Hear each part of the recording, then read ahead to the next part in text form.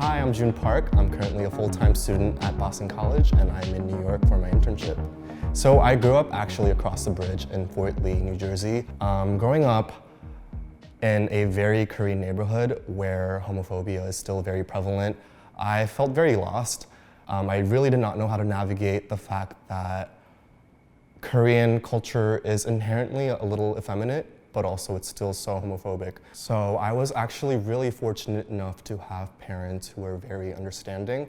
My mother was very attentive to who I was since I was a little child, and she kind of saw the signs. Also, my teachers during parent-teacher conferences would always pull my mom aside and be like, "Miss Park, I think your child is gay," and were outing me at a young age since kindergarten. So my mom did have quite a few years to prepare. And I say prepare, and that sounds really off because I don't think that parents should have to prepare for their children's coming out. When I came out, it was a very organic and smooth process.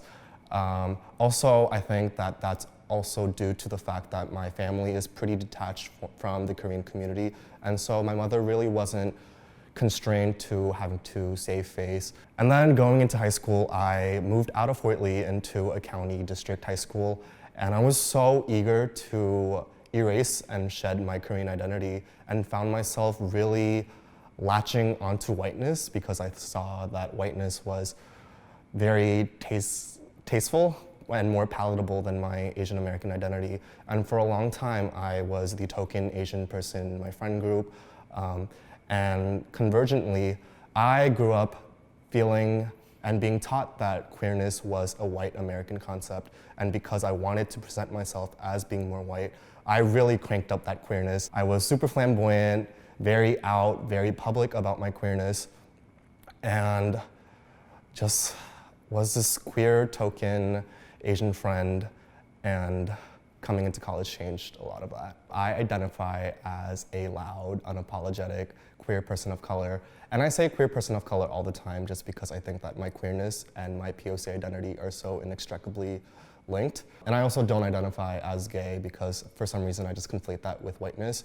And I think that queer is more inclusive of the fact that I'm Asian, I'm a person of color. In terms of identity, I now am very proud to say that my name is Joon. But growing up, that was not the case. I remember asking my mom why she didn't give me a white Eurocentric sounding name.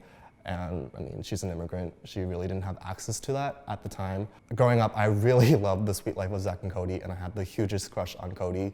And so for a brief period in my life, I went by Cody, introduced myself as Cody to strangers. And then it was really coming into terms with the fact that my Korean culture was something that I should be very proud of, that I started going by Junyoung again.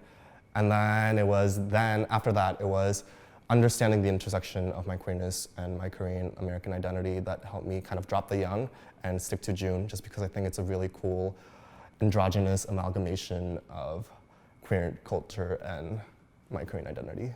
I identify as gender nonconforming. My gender identity is something so intrinsic to me.